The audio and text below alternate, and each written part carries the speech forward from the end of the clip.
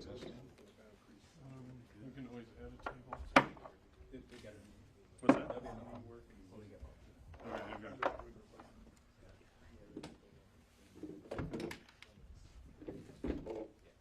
Got probably 10 more.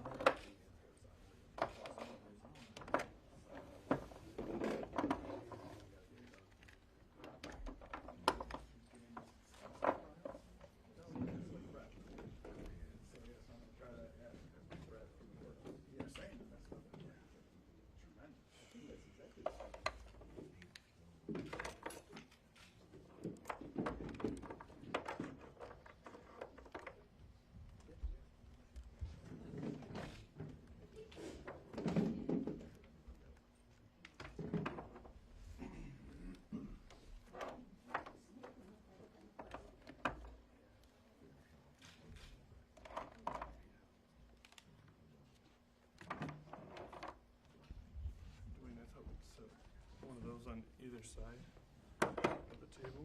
Oh, sorry to what TV 8. They just set up on board. Yep.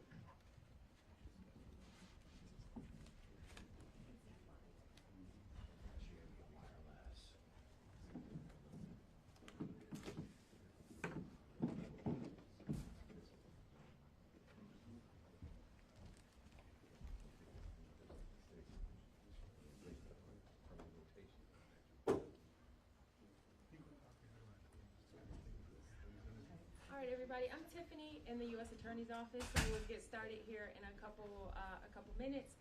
We'll have each speaker give their remarks about 1 to 2 minutes, and then we'll open it up for Q&A from the press. So once we open it up, if you have a question, just feel free to shout it out, and hopefully we will not keep you long. So thank you for coming.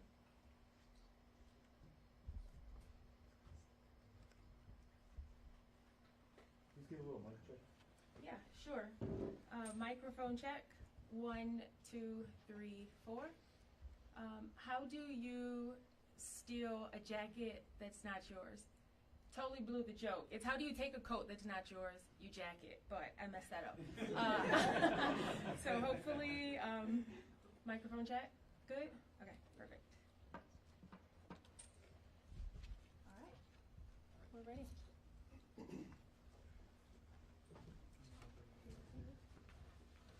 All right, Mark, I'll count us down.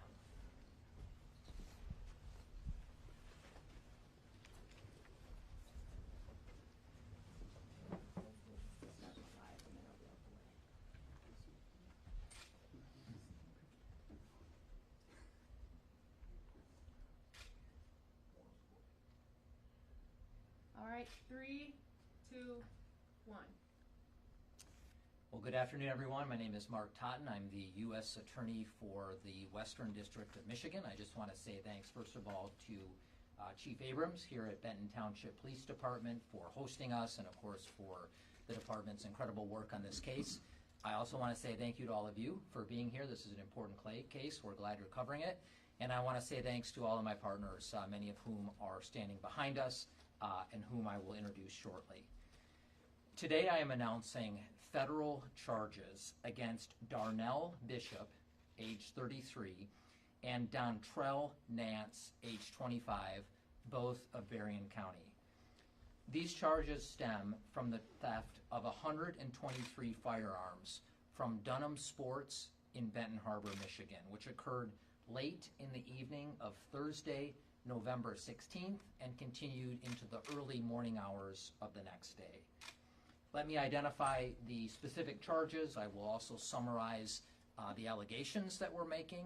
My partners will say a few things, and then happy to take a few questions at the end. So both defendants in this case are charged with 4 federal crimes, and I'll just run through them. Count 1 is for robbery affecting interstate commerce. It carries a maximum of 20 years in prison.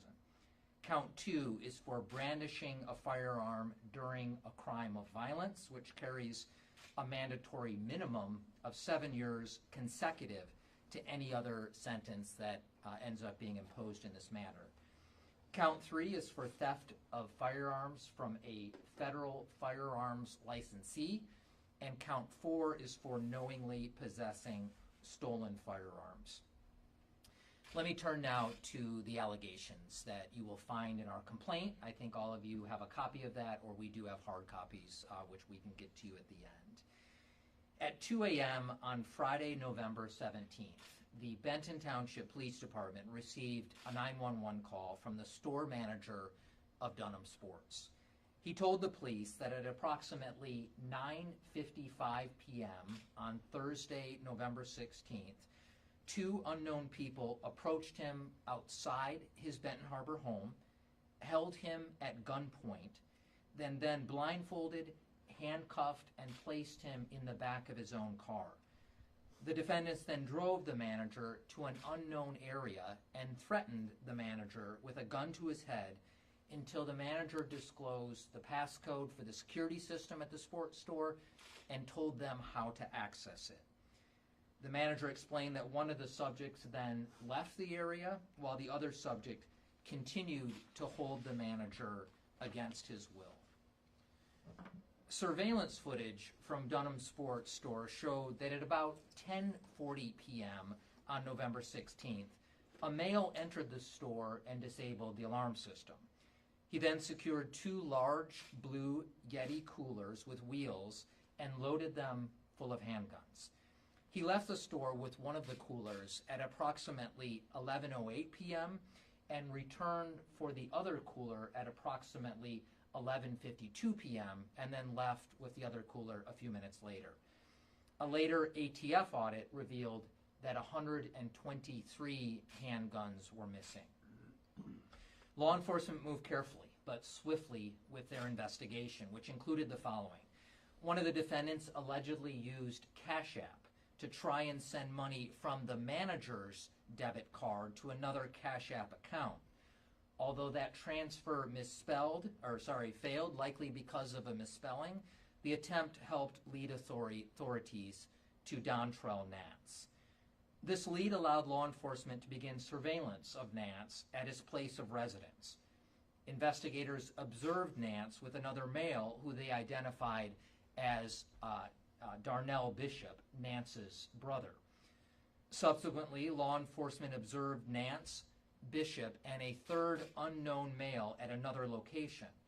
The suspects stood near a red Dodge Durango, and when they opened the truck, law enforcement observed 2 coolers with sales tags still affixed to them and appearing consistent with the stolen blue Yeti coolers.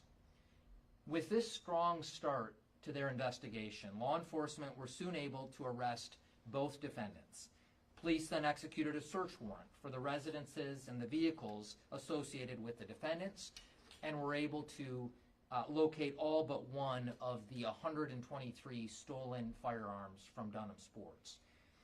As the complaint alleges, both defendants were later interviewed after agreeing to waive their Miranda rights. Nance told investigators that he was part of the robbery, saying that he stayed with the manager while Bishop went to get the firearms from Dunham's. Bishop also admitted that he was part of the robbery, said he previously cased Dunham's and followed the manager in preparation for the robbery. Said he pointed a gun at the manager during the robbery and subsequently took the guns from Dunham Sports. What I have shared with you, of course, here are allegations. As you know, the accused are innocent until proven guilty in our system. That burden lies upon us and my team, and we fully intend to make our case. I also want to be very clear about the seriousness of these allegations. It is no secret that we are experiencing an epidemic of gun violence across the nation, across the state of Michigan, and right here in Benton Harbor as well. Fueling this epidemic is a massive influx of illegal guns into our communities. What happened at Dunham Sports on the evening of November 16th is a striking example of what is driving this crisis, and we fully intend to satisfy our burden and prove this case. In closing, I just want to say thanks to all of our law enforcement partners who moved with both incredible care and incredible speed to bring us to where we are today. In particular, I want to thank the following agencies: the Benton Charter Township Police Department, the Michigan State Police, FBI Michigan, ATF Michigan, the Benton Harbor Department of Public Safety. I'm glad to have Chief McGinnis here today. The Berrien County Sheriff's Office, glad to have the Sheriff's Office represented here, and the Berrien County Prosecutor's Office, Jeff Taylor, who's the Chief Assistant Prosecuting Attorney, is here as well. I now want to turn it over to a few of my partners. They will say a few words, and at the end, I'm happy to take a few questions. I'll ask them to come up in this order. I'll just read through the order so you know who's coming. We'll start with Detective Sergeant Tyler Tiefenbach from the Benton Township Police Department, followed by Ryan Schoonfeld, MSP 5th District Inspector, followed by Pete Ellis, the Acting Assistant Special Agent in Charge at FBI Michigan, followed by Jimmy Deere, who is the Special Agent in Charge of the Bureau of Alcohol, Tobacco, Firearms, and Explosives. With that, I will turn it over to Detective Sergeant Tyler. Thanks, Mark, and thank you all for being here. I'm going to keep it brief. I think the main thing you're going to hear from a lot of the partners behind me is how well teamwork occurred. I received the call at home at 3 a.m. that night, and I would say by 7, 8 o'clock I had a representative from local, state, and federal agencies, which gave us a huge advantage in moving forward. As you know, this area, Mark touched on it a little bit, gun violence is a pretty serious thing, and the fact that we were able to get apprehensions and recovery of the guns so quickly was a huge success. Had these guns gotten out into the streets, it would have been very detrimental. So again, I want to thank everybody, all of you, for being here, being patient. I know when we send out brief summaries of what happened, there's a lot of questions. So I appreciate it, and I appreciate all the help we received from State Police, ATF, FBI, Benton Harbor, Berrien County, and everyone else involved. So thank you. Could you please have you spell your name? Yep. Tyler, and then TIE, F as in Frank, EN, B as in boy, ACH. Thank you. Tiefenbach.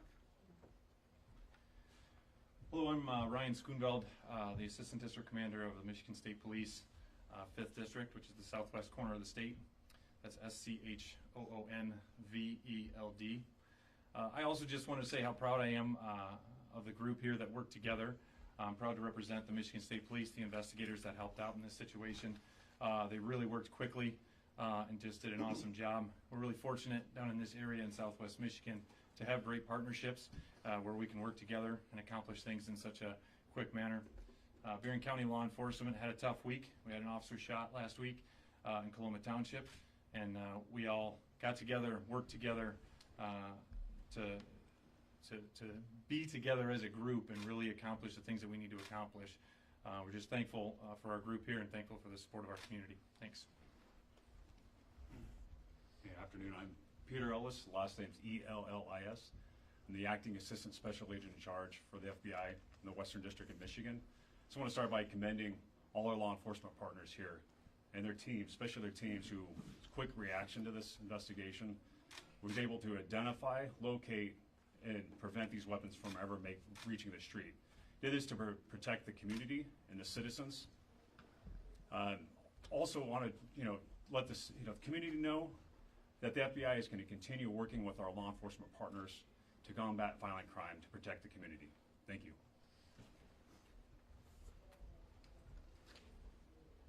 Good afternoon, everybody. My name is Jim Deere, D-E-I-R. I'm the Special Agent in Charge for ATF Michigan. First and foremost, the partnership, I think everybody's talked about it. It was phenomenal to see this in action. It was phenomenal to see state, federal, local, all join together with their resources and go after a common good, common problem here. These types of investigations are a consistent threat to public safety within the community. Just look at the firepower on this table. you've got 100 guns that were headed to the streets of Grand Rapids, head to the streets of Detroit, Lansing, Benton Harbor, across the state. Just think about it. That is amazing if you think about just where these guns are headed and the damage they were looking that they could potentially do in our communities. ATF is committed to our partners within the firearms industry. These are our bank robbery investigations. All resources for ATF are on display when we have an FFL get robbed and or burglarized. While tempting, there's over $100,000 worth of guns here. While tempting this may be for criminals, you can bet that our partnerships with the Michigan State Police, the FBI, the Benton Harbor Township Police Department will bring certain consequences to people. They'll be swift, certain, and severe in cases like this. Because, again, this is our bank robbery. The FBI are the experts with the bank robbery investigations. This is ATF's bank robbery investigation. That's how serious it is. So anybody in the community that has the temptation to target and victimize anybody who is a law-abiding person engaged in the sale of firearms, this is the consequence of your actions. This will occur every time you do it. So I would plead to the public that if you know folks that are planning these types of events, or if you hear of it, you call your local ATF office and or the Michigan State Police and or any of these law enforcement agencies and give them a tip and or Crime Stoppers, because in the end, we have got to prevent this type of firepower getting into the illegal hands that they're headed. Thank you. Have a good day. Okay, with that, if there are any questions, I'm happy to take a few. Did you say Phillips and Nash were brothers? Yes, that's my understanding. As far as the owners of the Red Truck? Or? We have not said anything specifically about ownership of the vehicle in our criminal complaint, and I need to limit myself at this point to what we have in our criminal complaint, so I can't add anything on that at the moment. You know, what would be your estimate as to exactly how long it took, I guess, how short a time it took to catch these guys? Let me see, Tyler, you wanna speak to that? I can't give an exact time, but we received a call just after 2 a.m. and I can say by 2 p.m. We had the firearms recovered and suspects apprehended. Mark, you talked about one of the two, if not both, case surveillance, the manager leading up to the theft. How long did they monitor and study the manager and his actions before they decided to move forward with that? Yeah, so we've alleged in the criminal complaint that we filed today that there was some casing by at least one of them that happened in advance. We haven't said anything further about kind of the extent of that casing, when it happened, how far in advance it happened. I need to hold off on going into any of those details for now. And that third unknown male, is there any reason to believe he was involved or whatsoever? So all we can say at this point is that the investigation is ongoing. Was the store manager harmed at all? How is he doing now? You know, we're very careful about what we say about victims in this case. I think you can imagine that for anybody that went through this kind of experience, that was held at gunpoint, you know, they probably had to imagine if they were going to come out of this alive, it would be a traumatic experience for anyone.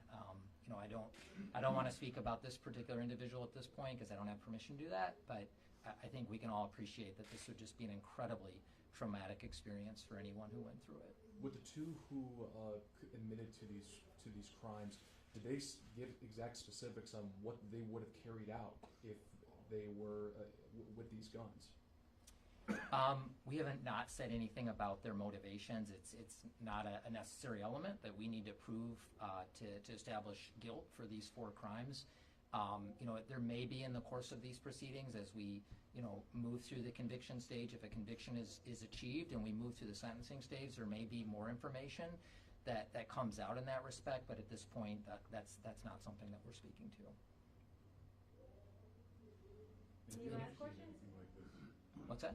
Is this one of the larger halls? Have you ever seen anything like this? I mean, because of Yeah, I mean, maybe I'll defer to SACD. I certainly, I think it's certainly the case that this falls on the larger end, certainly of anything we've experienced around here. But SACD, or anything you want to add? This is pretty typical of robberies involving federally licensed firearms dealers, where folks can go in, they target it, and they execute a plan with, coolers or whatever it is.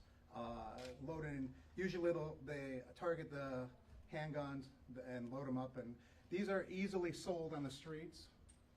There is a huge market by prohibited persons, felons, mentally defective folks, illegal aliens. There's a whole litany of folks who can't buy these legally. So there is a black market out there. All of these guns, you can safely assume, in investigations like this, my experience, these were headed to the streets. These were headed for quick sale, quick money. It's the holidays, it's the happy season, everybody needs money. And they thought this would be in cases like this, folks think this is an easy score, right? You're looking at almost $100,000 worth of guns on the street. So when you look at that, that in my training experience, that's where these guns were headed. These guns were headed to folks that are mandated by law not to have firearms. Any last questions? What happens to the firearms now? Will they all be destroyed? The FFL is a victim of a crime. The FFL, these guns will be returned to them, unless their insurance company pays them out for it, and then they will be destroyed. Can you say how much of their inventory from the store is what we see? I don't think I know that. Does anyone else? Are you, What percentage? What roughly this represents? I'm not sure the answer to that question. Yeah, no, obviously there aren't any long guns here, but there were 123 taken, and I'm pretty sure the vast majority have been recovered. Okay, but handguns, I would say this was about every handgun they had in the store. And then, aside from figuring out that you had the Cash App transaction that failed, as well as presuming in-person surveillance by law enforcement, what other means were investigators able to monitor these two and get more evidence as, again, you guys were monitoring them? Yeah, I mean, I think you'll see it all spelled out in the complaint. Certainly, one of the very early steps was pursuing the lead from Cash App, being able to verify, cross-checking phone numbers, and being able to figure out that the phone number for this person was aligned with the phone number of somebody with the same name on Cash App. That allowed authorities to be able to identify an address. It allowed for physical surveillance, all the time cross-checking other federal databases that were available, eventually executing search warrants, being able to get inside the vehicles, being able to get inside the residencies. Those were the primary steps in terms of the investigation. Were the tags still on the coolers? Were they taken from the Dunhams as well? Yes, the coolers were both taken from the Dunham Sports Store. And if these two men are convicted on all 4 counts, what's the maximum sentence they could get? So it's difficult to tell at this point. We're charging both of them with Hobbs Act robbery. The maximum term of imprisonment on that charge is 20 years. The felon in possession and brandishing a weapon has a mandatory minimum of 7 years, which is consecutive, meaning it gets added on to whatever other sentence might be issued for other charges where there's a conviction in this case. So it really is quite difficult to know where we will end up, but these are very, very serious charges. I can just say in terms of next steps that these two defendants are now in federal custody. I anticipate, it's not been scheduled yet, but I anticipate either later today or tomorrow they will have their initial appearance in federal court. We have charged these defendants by criminal complaint through ATF. They all have a right under the U.S. Constitution to be indicted by grand jury, so that we have 30 days to do that. So at some point in the next month, there will be an indictment that will come down, and that'll be the next significant step is that indictment when it comes down. Federal court in Grand Rapids. That's right, federal court in Grand Rapids. All right, thanks, Mark. Yep. Thank you, All everybody. right, thank you. I do have copies of the complaint. It'll have additional information. So.